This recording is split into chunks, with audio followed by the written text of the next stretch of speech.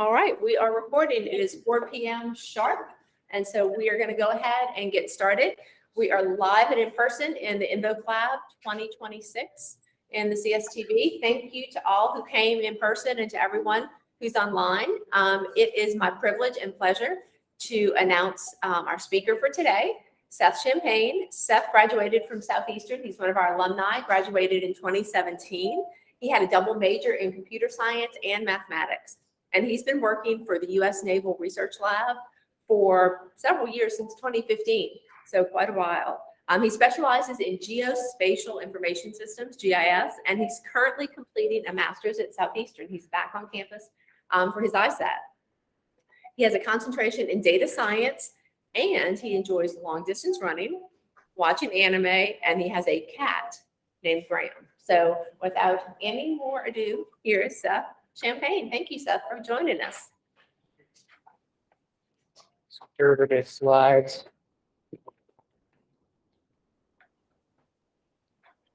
Do you have a clicker or just? Okay. Share screen. Thank you.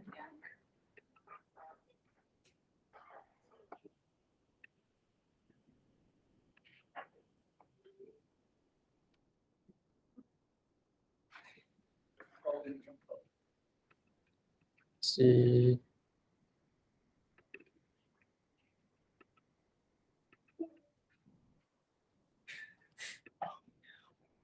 Children practices. We're not gonna pop up. Let's see.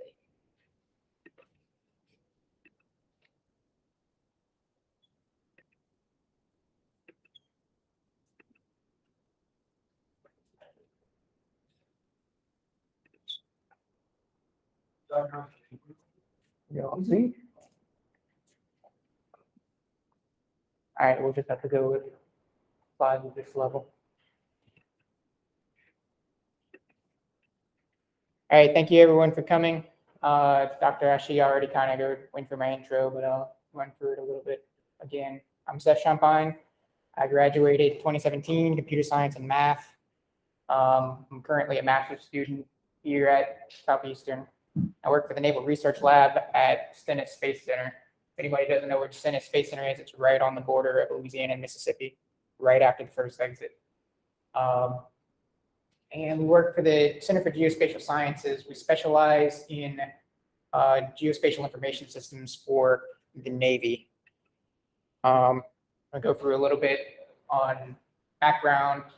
The Naval Research Lab does research and development projects for the Department of the Navy and the intelligence community. So our largest sources of funding are the Office of Naval Research Lab and the Office of Naval Research and the National Geospatial Intelligence Agency. And one of our biggest projects is implementing these open web map specifications. So we serve up map data, feature data, and this includes like satellite imagery, ocean bathymetry, nautical charts, and I have a couple screenshots of that in a second. And then we also developed a side-by-side desktop map client where they can pull up two different versions of charts and compare and contrast them, do like auditing to see what changed in them. This is what they look like. They're kind of small, so hard to see, but up here we have the nautical charts.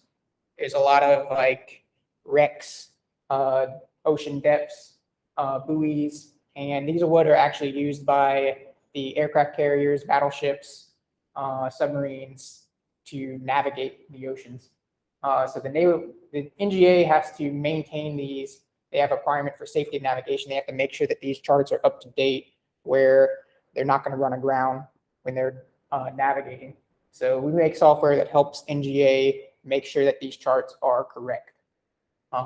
Below that is the aeronautical charts. That's for airplanes. That's another big project of ours. I don't work on it personally.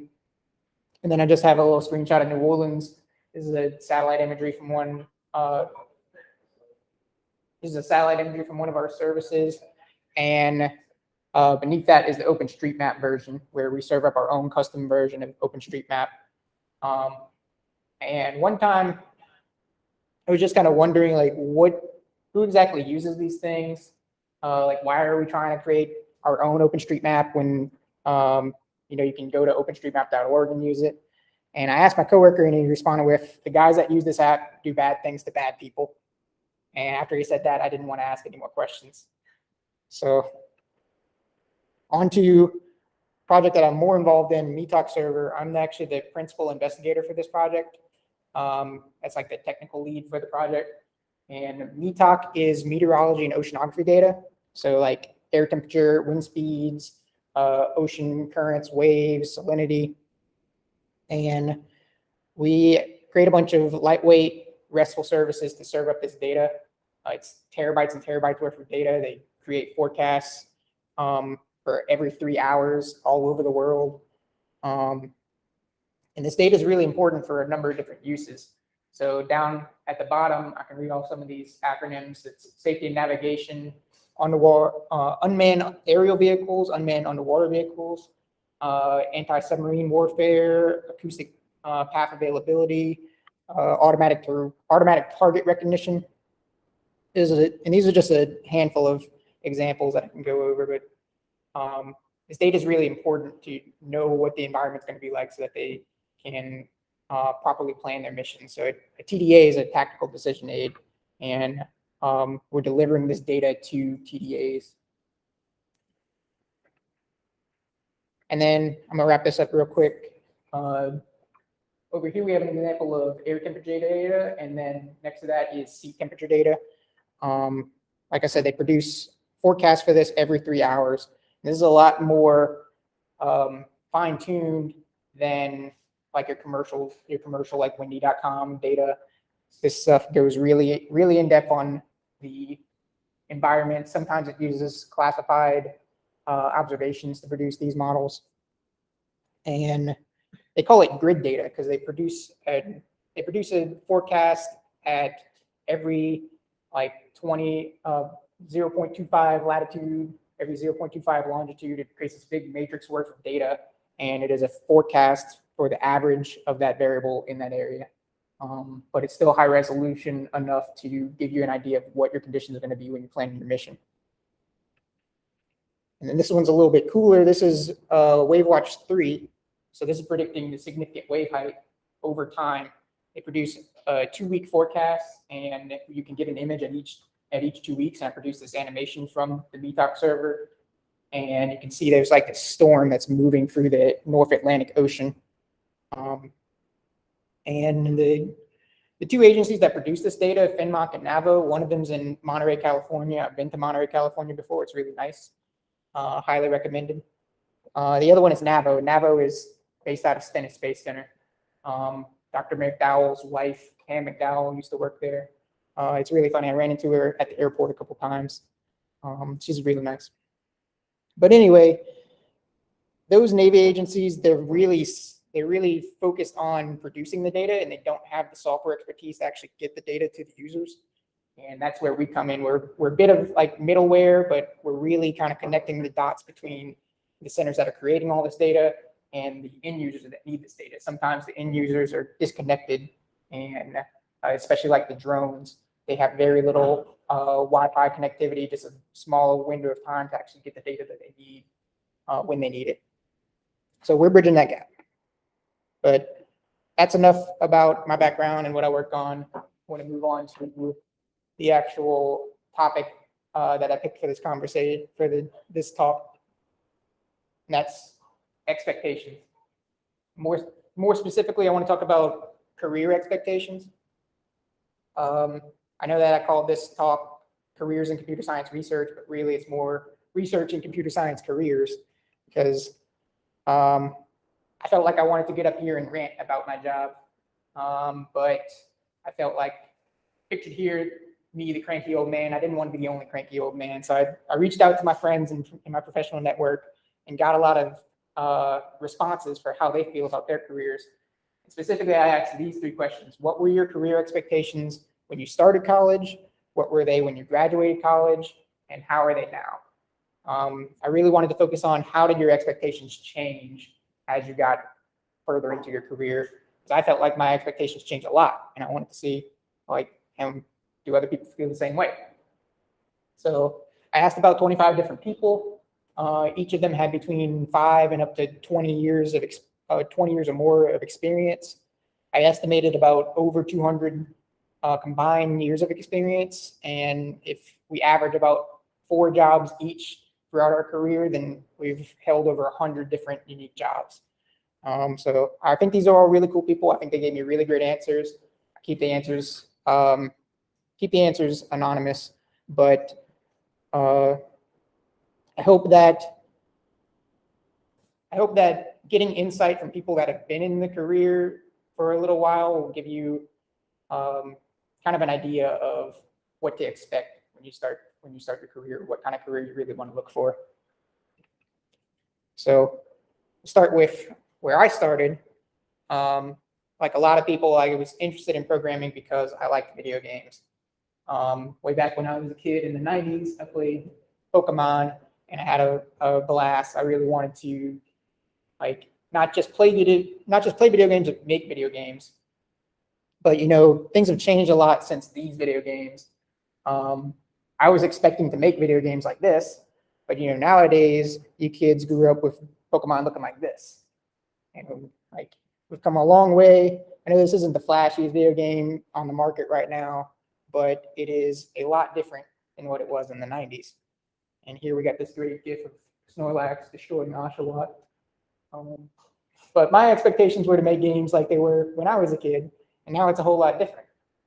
And it kind of segues into this first quote, where I didn't really know what to expect in school. I started interest in game development because I realized a few things. I didn't like graphic design, and the gaming industry sucks for developers. I don't know if you've heard much about working in the game industry. It's often a lot of hours, low pay, and then sometimes you get laid off at the end of when the video game comes out. But this was from a coworker of mine. I didn't realize that he was into video games because he was a good bit older than I am. But he said that he was good at computer science when he started school and he stuck with it.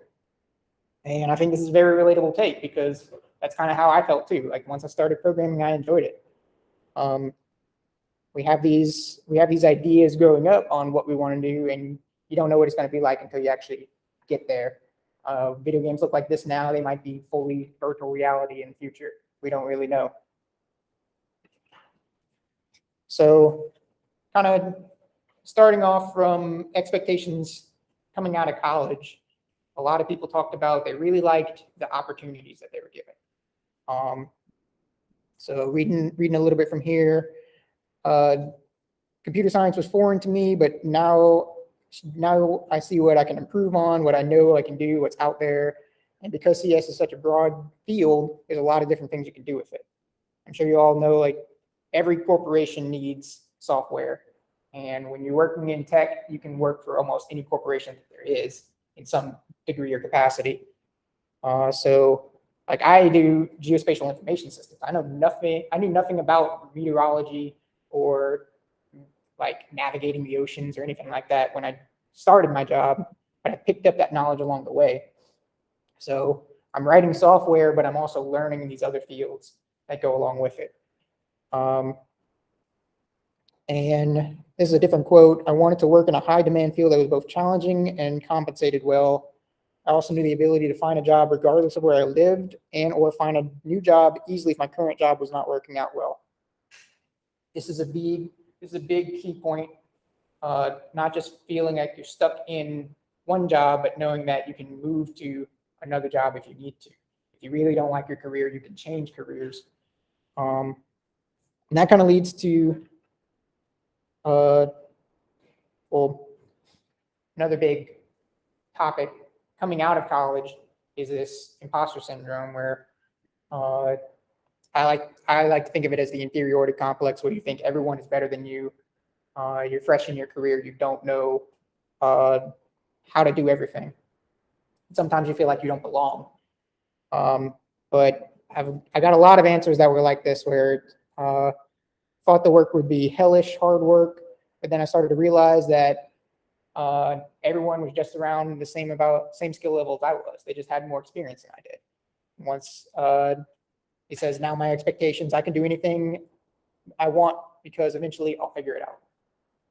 And this is just something that you gain over time. You realize that if you don't know something, but someone else does know something, they've just worked on it and you haven't. When you put in enough time, you can learn everything that your coworkers learn, everything that your coworkers would know. So you may feel early on in your career that you don't really know everything, or you don't know how to do this. You don't think you'll ever be job or just the project manager job. But once you really see the job in action and work, you realize that you are qualified for those jobs. And it goes back to those opportunities. There's a wide range of jobs that you can do. You don't want to box yourself in, and you don't want to discourage yourself. You want to just put in your work because it'll get better over time. Big thing is the work environment. If you're around people that support you, if you're around a company that cares about you, then especially if you have a mentor, this is one thing I tell people that coming out of college, if you don't have someone that's your mentor, then you're really going to struggle to get better at your job. Your job should ideally give you someone that can answer your questions, can help you learn what you need to learn in order to succeed in that job. If they're not trying to help you succeed in their job, then they're not even serving their own best interests, because they hired you to get the job done. So they want to set you up for success.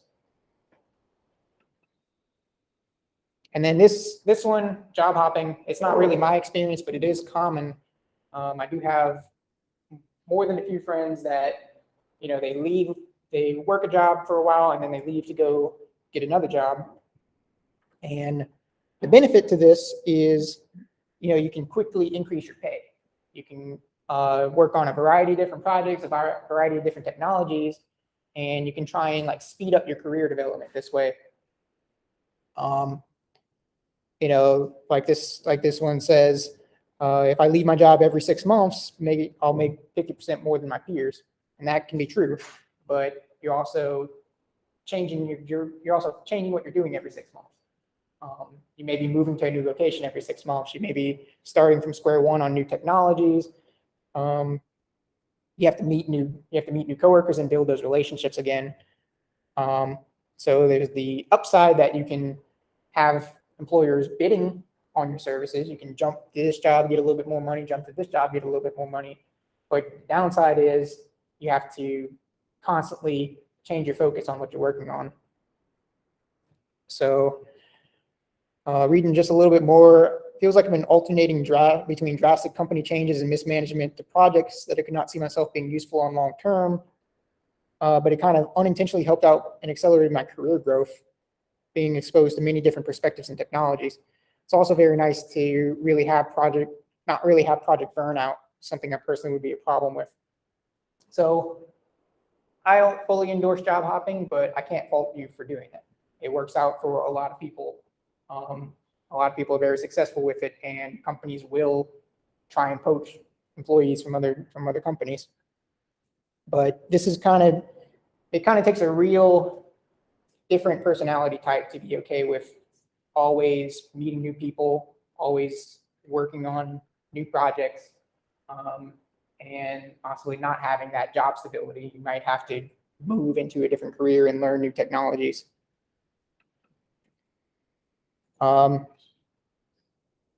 This quote here I wanted to highlight right after, because this quote didn't come from someone in computer science. This came from one of my friends that was a business major. And he kind of had a similar experience to what I've seen in computer science, where coming out of college, you might have the total opposite opinion of the inferiority complex. Some people come out of college and they feel like they can do everything. They're smart. They should be running the project. They should be running the show. They want to quickly move up to higher level positions.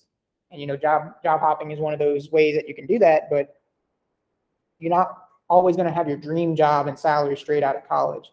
It takes time. It takes work experience to get those promotions. You may want to be the project lead. You may want to be the manager, but you need to have management skills.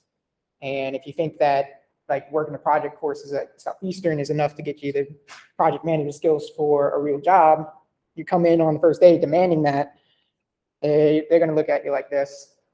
They're going to say, oh, who's this little kid that thinks that he can run everything? He doesn't even know what we work on. So you really need to have that humble perspective. Don't think that you're going to get it all right away. Don't think that you're going to get to be the one to call all the shots. You may think that what you're being told to work on is stupid because you don't fully understand why it's useful.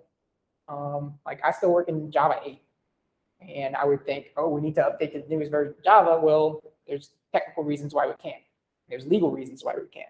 So we have to deal with the challenges that are put in front of us. They won't always be the newest, flashiest thing. You won't always get to implement something exactly how you want it to be done, but you're not going to be the boss on your first day out of college. And so here I'm going to step like away from the quotes for a second, because this one is more my perspective with the fear of missing out, or like what I call it, being underpaid and agitated. So a few years ago, I was in a meeting with my boss and my team lead, and it was the individual development plan meeting where they were meeting with me to figure out, okay, what are you going to work on? How are you going to improve your skills so that you can grow in your career? And I didn't want to hear any of it. I just threw this tantrum in front of my boss saying I was underpaid and I was overworked and stressed out, and I had got a job offer from some other company for 25% more, and I was ready to leave, and I didn't feel like my job was setting me up for what the success I felt like I deserved. Like I saw people making more money than I did with less skills. I saw people coming out of college making more money than I was, and I threw a fit over this. And really looking back, I kind of feel like it was childish of me. And my boss assured me, he's like, look, we're going to get you, if you stick with us, we're going to get you working on more important projects. We can get you raises every year. Don't look on the short term, look on the long term. And this line down here is something I wish someone had told me coming out of college. You don't have to min-max your earning potential. Life is not about how much money you make. It's not a competition. It's not Pokemon or Dark Souls. It's not a video game. If you want to focus so much on the amount of money you make at the expense of like how you live in your life, what you're doing in your personal time, you're going to be a very miserable person. And that's what I was a few years ago. I was a miserable person because I was just thinking about how much more money I could be making rather than what I was working on right then and there. And I wanted to illustrate FOMO using a topic that some of you might be familiar with, Bitcoin. So I was worried about a 25% raise.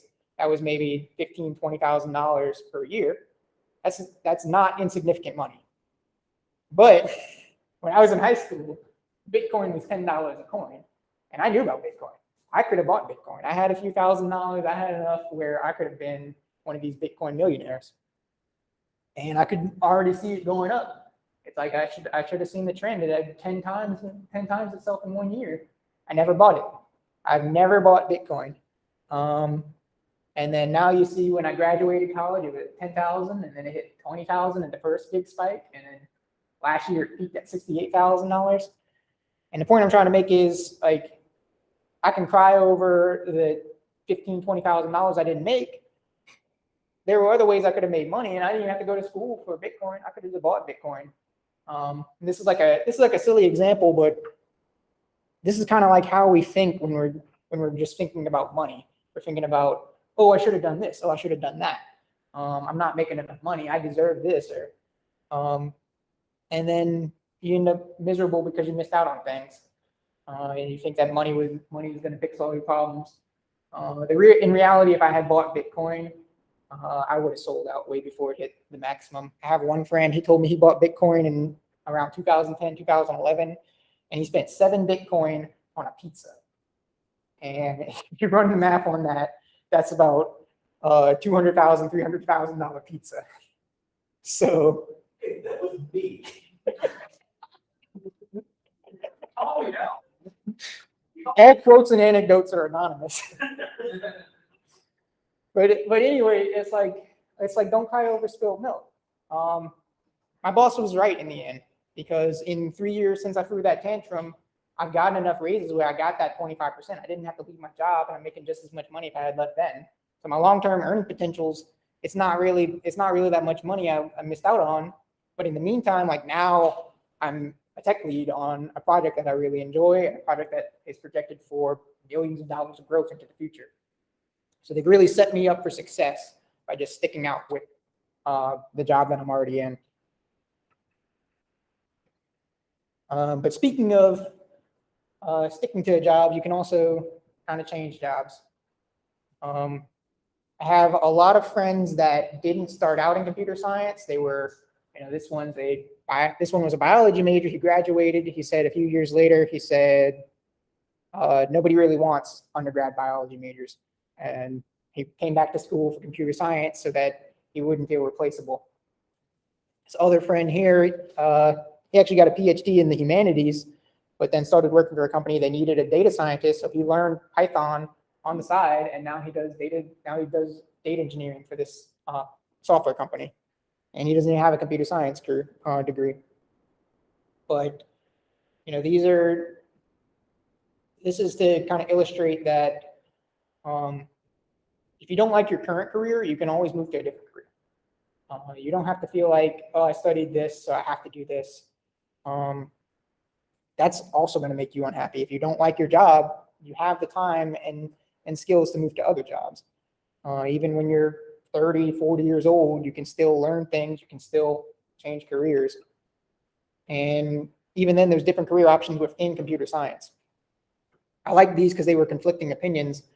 Honestly, I never intended to be a developer when I started college. I just thought I'd be a system administrator. And when I graduated, I got a full-time dev job. Now I'm expecting to be a senior role in an engineering manager. On the flip side, I stopped working as a developer. He always thought that he would be a developer, and then when he became a system administrator. But now he loves being a system administrator. He loves solving real problems, getting to be a big kid at the table, making decisions. And these are like flip-flops of each other.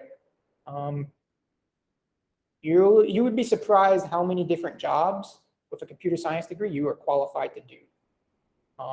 And you don't want to discount any job thinking that you won't enjoy it, especially if you don't enjoy the job you have right now. There are other tangentially related jobs you can look at that you might really enjoy. So not even drastically changing career from being a biologist to being a computer scientist. Like maybe just pick up some extra skills in system administration, and you might find a new career that you really love. A lot of people kind of discount the opportunities that they have. Like recently, I learned how to do pivot tables in like spreadsheets in Excel, and I feel like I could go get a job as an accountant. So if you ever see me, I don't like programming anymore, I might be working as an accountant. And if that makes me happy, I'm going to do it. So don't ever discount the fact that a different job could make you happier than your current job if you're unhappy. But flipping again, the majority of my answers to the survey, or the majority of the answers that I got from the survey were about stability and benefits, and really about finding a job where you can stick to it long term. Because when you get older, you start to feel like, oh, I don't want to be doing something brand new every year. I want to know what I'm doing so that I want to know what I'm working on next year so that I can plan ahead for next year. I can plan around all the other things that happen in my life. Let's see, now that I'm older, further along in my career, there are several expectations I have. The first is stability, knowing that I'm in a job that I love, surrounded by a great cast of people. Nowadays, my expectations are that I have a job I love and can have a good work-life balance. I want to enjoy things with coworkers that I enjoy and languages that I enjoy. I still generally expect the same thing from my career: stability, good work-life balance, good salary. I feel like I've learned so much through the industry experience, and yet there's always interesting new problems to solve and knowledge gaps to fill, as long as you're willing to keep learning. So every single year that I've worked at NRL, even though it's been the same job, I've worked on something completely different. It might even be the same project, but I've still learned new technologies that I need to meet the task at hand. So there's that stability where I'm on the same project. I know what to expect, but I still have new challenges that I can take on. And then like there's new challenges outside of my life that I have to take on. Like I recently got married. I'm looking at buying a house. These are things that having a stable career makes you confident that you can do. And then a few more quotes here. Right now, the big thing for me is work-life balance and benefits. Since getting married, salary sucker, but having unlimited PTO and being able to step away to handle personal and family matters is something that you can't really put a salary on. So paid time off, very important. If you want to be a millionaire, if you want to maximize your earning potential, you could work 80 to 100 hours a week. You could go found your own company and work nonstop, always be on call, and that might motivate you. You might be happy by that. But there are other things in your life that are separate from your career. I don't really recommend that you define yourself by your work or what you do, because work can really drag on sometimes. Sometimes it's really exciting, sometimes it's awful, and you still have to do the awful work. And when you're doing awful work and you think everything about your life is just what you work on, then you feel awful from your job, and that leads to some misery. But being able to take time off, spend time with your family, like I had a few funerals I had to attend last year. When I took off time for Thanksgiving, I got to go see all my extended family after not seeing them for over a year. These are like my most enjoyable time. My most enjoyable time is when I'm not working. So having a job that gives me that leeway to take off and handle the things that I need to is more important than money to me. And then the best part, that there's job security. The pay is really good and the benefits can be incredible. We're one of the few lucky fields enough to work from home without issue. You find a great company to work for, everything is so worth it. Finding a company that doesn't treat you like a code monkey and values personal growth is better than a slightly higher salary. I really like this quote. Some companies just treat you like a figure on a spreadsheet. They don't care about you, but that really kind of almost takes away some of your humanity, where you feel like you're not treated well, you're stressed out. I was stressed out of my job, but I was stressing out over things not related to my job. But my job treats me well, and one of these guys, I was talking with him about Hurricane Ida. I lost power for 3 straight weeks, and my job said, okay, you're on paid administrative leave. So we're not going to charge you vacation time. You don't have to do any work. We're going to continue to pay you. And he said his job did something similar. They had a grant for hurricane relief. He was able to take a few weeks off of work, focus on all these other stresses related to the storm, but not have to worry about his job. His job took care of him. My job took care of me. You won't get that everywhere you go. But this is like key, where when you are having your hardest time, not having your job making it harder. And having people that you work with that care about you, so that you want to go work there. You don't want to hate your coworkers to where you don't come in. And you're more than just your job. The work-life balance thing, it's a bit of a buzzword. And when I was in college, I didn't really understand benefits. Like when they talk about salary and benefits, I understood salary, money is easy, but I didn't know benefits. I wanted to kind of run through some of the benefits that you should know about when you're talking about your benefits package. This isn't a completely exhaustive list, but first I want to point out the quote, "I don't need to retire, I'll just be cryogenically frozen." This was, my coworker told me this whenever I was talking to him about retirement. He just said he was going to work until he couldn't anymore. They would freeze him. Then when he could live forever, they would unfreeze him. He'll go back to work. It's like, I want to retire. I don't know about you. So number one thing, how much time you can take off for vacation, how much time you can take off when you get sick. At Interrail, we're paid hourly, but we earn our vacation time. And I've heard some jobs that are salary, they'll give you the unlimited vacation time, but unlimited vacation time is a little bit misleading because if you take 2 months off to go to the Bahamas, they might not want you when you come back. But having a job that lets you take off time when you want. 401k matching. If you don't know about 401ks, it's a tax incentivized retirement account. You contribute some of your money and then your employer will match it. And that is really important for building a nest egg so that you have money to live off of when it's time to retire. Some jobs offer pensions, like the federal government offers pensions, but they're not as common anymore. You really need to get planning on retirement if you want to ever retire. Take it seriously. Another thing to take seriously is health insurance. I don't know how many of you are younger than 26. You can still stay on your parents' plan. But when I turned 26, I had to buy my own health insurance through my employer, and I didn't think I needed it.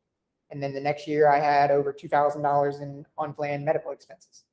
So life comes at you quick, and you need to be ready for it. Dental and vision plan, same thing. Life insurance is another thing that you can get. You can get life insurance, cheap plans for your employer.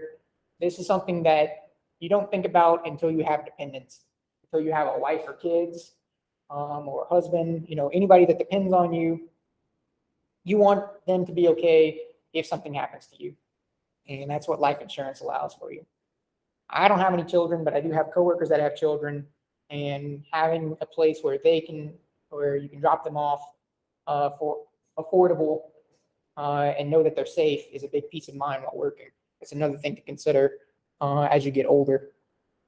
And then these COLA is cost of living adjustment, raises and promotions. This is something you really need to feel out with your coworkers and your boss. Like, when I'm working this job, what are my perspectives for growing my salary? What jobs could I potentially promote into? Just kind of knowing if they have long-term plans to grow your career or if they're not going to offer those things and you need to look somewhere else.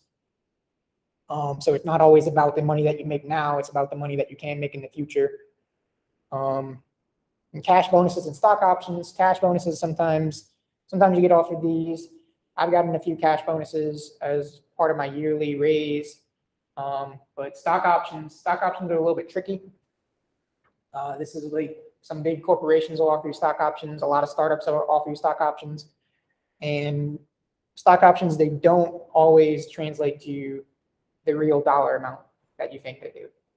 And what I mean is there's a vesting period. So they might give you $40,000 of stocks, but you can't sell those stocks until you've worked for them for 4 years. So if you work for them for 3 years and you actually hate your job and you want to leave, then you lose out on some of those stocks. You don't get that full amount that they promised you. So stock options, they could be worth a whole lot of money or they could be misleading. And you need to do your research on those. And then other kind of intangible things, travel expenses, memberships, discounts. These are just various things that you get depending on where you work. I mentioned earlier, I traveled to Monterey, California for a business trip to meet people out there, but it was kind of like a vacation almost. I've heard some people, they get to travel to Hawaii for business travel. Some people go overseas. They'll go to France and Japan for business travel. Sometimes it's more like business vacation than travel because they'll pay for your hotel, they pay for your food, all these things. These are kind of intangible benefits. Hey, you went to Disney World. So I'm not the biggest fan on travel, but some people really like to travel. I have some coworkers that travel a lot and they enjoy it. And the last thing I got to say is education. I am in the ISAT master's program here, and NRL is paying my tuition. NRL wants me to get a master's degree.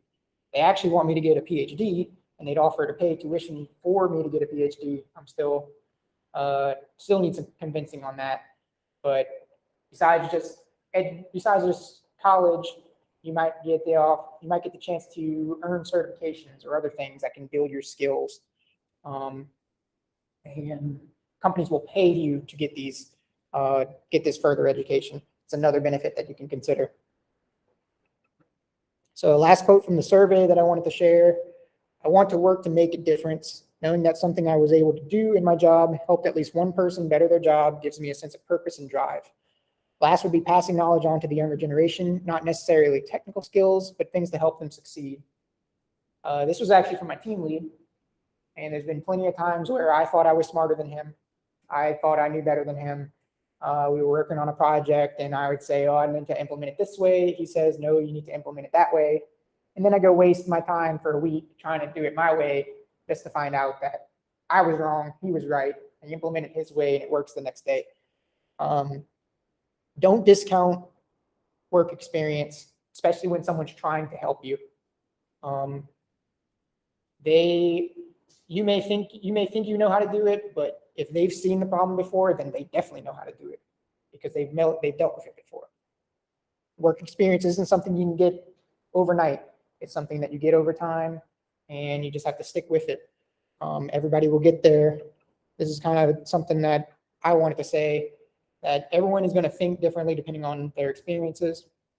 I talked about I felt childish and stupid with a lot of the ways I acted coming out of college, but in hindsight, you're always going to feel like an idiot for this or that. But you're just missing some experiences that you're yet to have. So stick with it. Don't get discouraged, and don't sell yourself just for $1.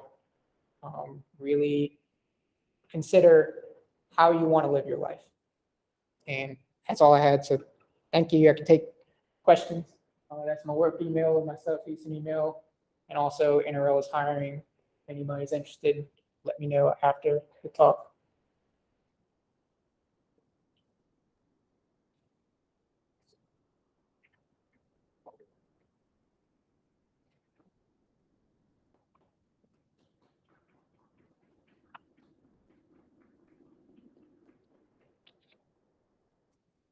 Yes.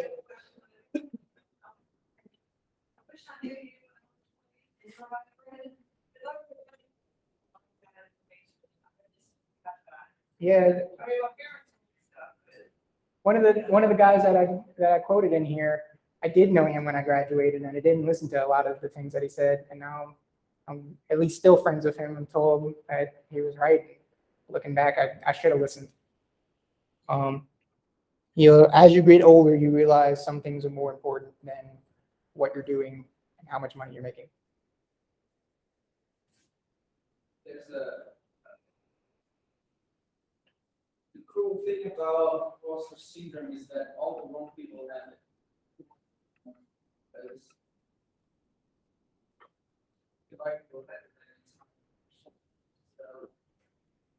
It's like the unknown. You think that people have this secret knowledge, and it's just that they've worked on it and you haven't. And then when you learn, it's like you learn the magic tricks, and then it doesn't seem like magic anymore. Yeah. I was going to make a point about the imposter syndrome thing. One of the things that makes it really hard to get over that is that you kind of don't see your own progress because you're doing your own stuff every day. It's one of the things I always do is I make a point to bug my boss and ask, hey, am I getting better at this, or am I still trash? Am I getting better? Is this good? Is this still bad? It's kind of annoying, but you have a good boss that will definitely give you that type of review. Because unless I go back to code I wrote years ago, I can't even tell your boss who doesn't really see you as maybe a horrible and they'd be like, oh no, you're definitely you're improving. But it's hard for you to kind of realize that as you're just doing the same thing every day, 8 hours at a job, and difficult to see those little things. So love people, love your friends, and ask, hey, am I still bad? Yeah, I agree, especially when they're willing to help you. Take their help. Don't be afraid to ask questions and get feedback.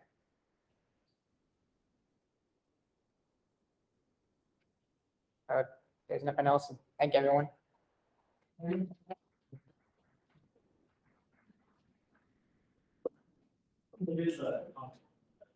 Oh, there's a chat.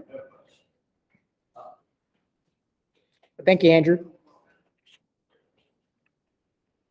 Thank you, Seth. I just make a comment as well. I think for our students, especially starting out that first job, you're going to have a lot of questions. I'm kind of walking through this with a family member now, and it's very confusing.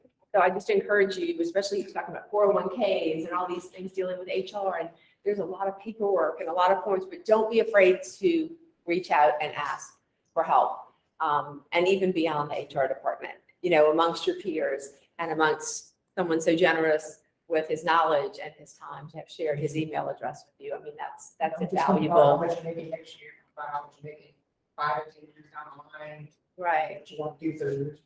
You want to be living your life. And I mean, reach out to your professors here. That's part of why we are here, because we love what we do and we want to be helpful. And we've been through a couple of those experiences. So definitely don't be afraid to reach out, because navigating that HR world, you're going to have great technical skills. You're going to have all these wonderful things, but that doesn't equip you to deal with a 401k. I mean, just straight up, it does not. It doesn't. So yeah, definitely reach out. Thank you all for coming. Thank you to the virtual audience as well, and hope to see you next month on the 28th for our next DLS. Have a great evening.